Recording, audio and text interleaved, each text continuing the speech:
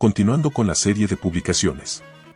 Aprendamos sobre seguridad privada. En Empirico Course, hoy les hablaré sobre la seguridad en unidades residenciales, dando continuidad a lo establecido en el Protocolo de Operación Sector Residencial, emitido por la Superintendencia de Vigilancia y Seguridad Privada.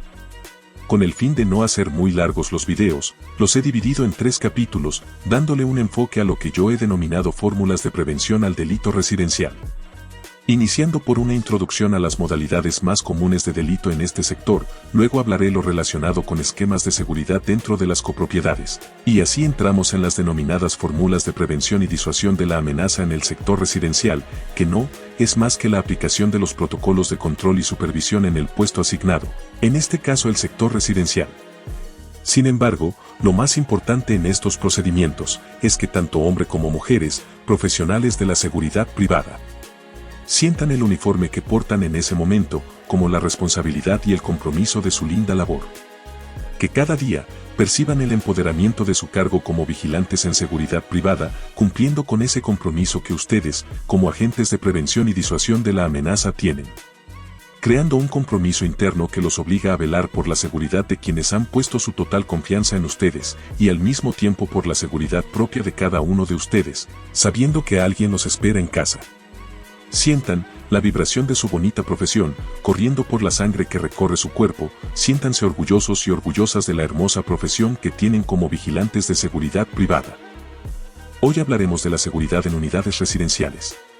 En este video me permito dar pautas a los profesionales de la seguridad, hombres y mujeres de la seguridad privada, con el fin que las apliquen durante su servicio y de esta forma evitar crear vulnerabilidades, las cuales son aprovechadas por los delincuentes dedicados al hurto en unidades residenciales, tales como edificios, conjuntos o condominios residenciales.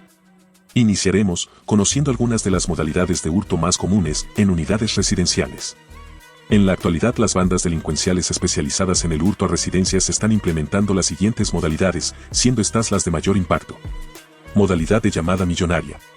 Se caracteriza por una llamada efectuada a la residencia de la víctima, donde los delincuentes suelen asumir roles de abogados o autoridades judiciales o policiales para convencer al que la recibe.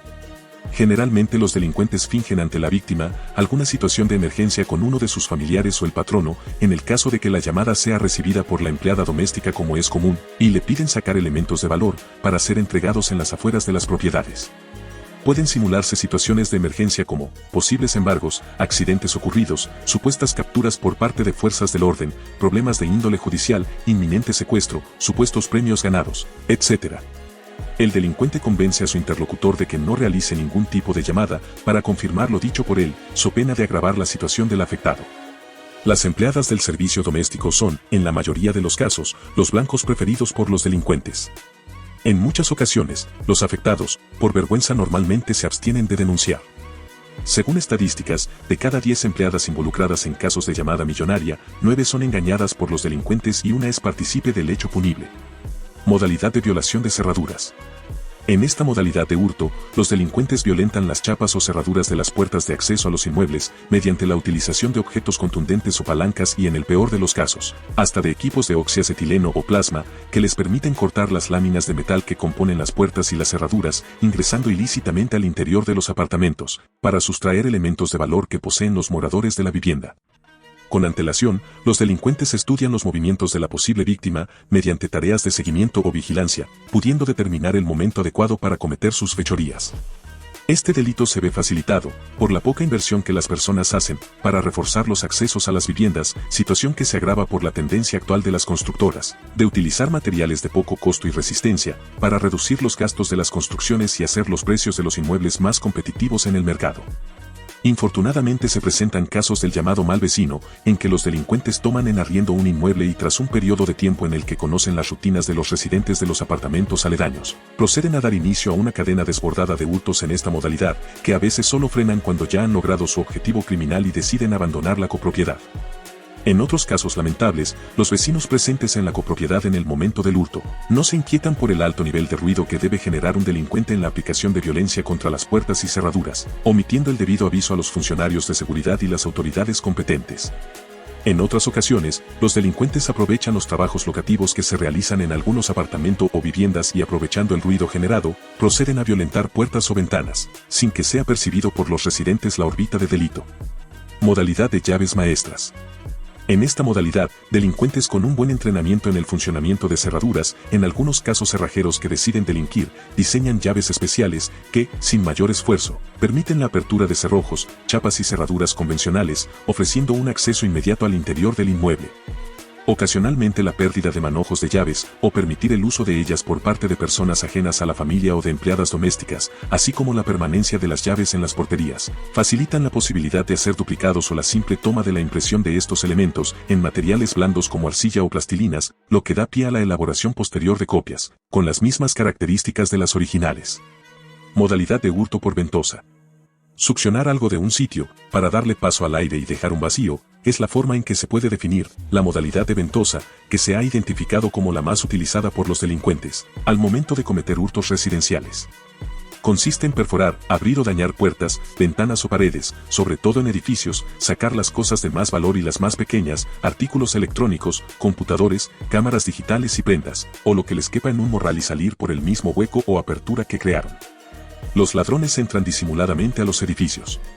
Muchas veces son dos hombres los que ingresan mientras que una cómplice en la portería simula alguna situación que hace que el guarda de seguridad ponga su atención en ella. Ocasionalmente, por ejemplo, preguntan si hay apartamentos disponibles o ingresan a ver los que estén siendo ofrecidos por sus propietarios en venta o arriendo. A veces crean confusión en algún área de la propiedad, mientras los otros ingresan por otro sitio de la edificación. En otras situaciones simulan ser empleados de servicios domiciliarios o de empresas públicas para facilitar su ingreso. Los delincuentes proceden a timbrar o tocar las puertas de los apartamentos que presumen están vacíos y al notar que nadie les abre, fuerzan la entrada, vidrios o paredes con una palanca u objetos contundentes. Una vez abierto el boquete por donde ingresan, demoran entre 5 y 6 minutos en la residencia, toman objetos de valor pequeños y no tocan cosas que no se vayan a llevar, para no dejar huellas. Modalidad de hurto por descuido. Esta modalidad de hurto está propiciada básicamente por el descuido de las personas en la aplicación de las medidas básicas de seguridad sobre sus pertenencias o elementos personales.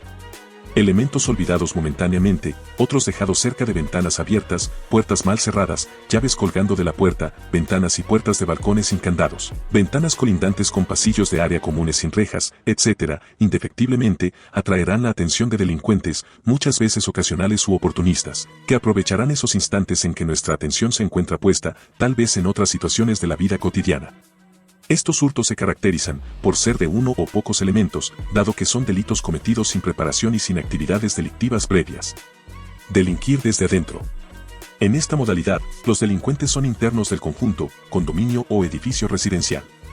Por lo general alquilan los apartamentos o casa, con el fin de iniciar su accionar delincuencial. Este tipo de delincuentes sí son más difíciles de detectar por los esquemas de seguridad. Si les gusta el contenido, suscríbanse al canal para estar informados e informadas de los nuevos contenidos.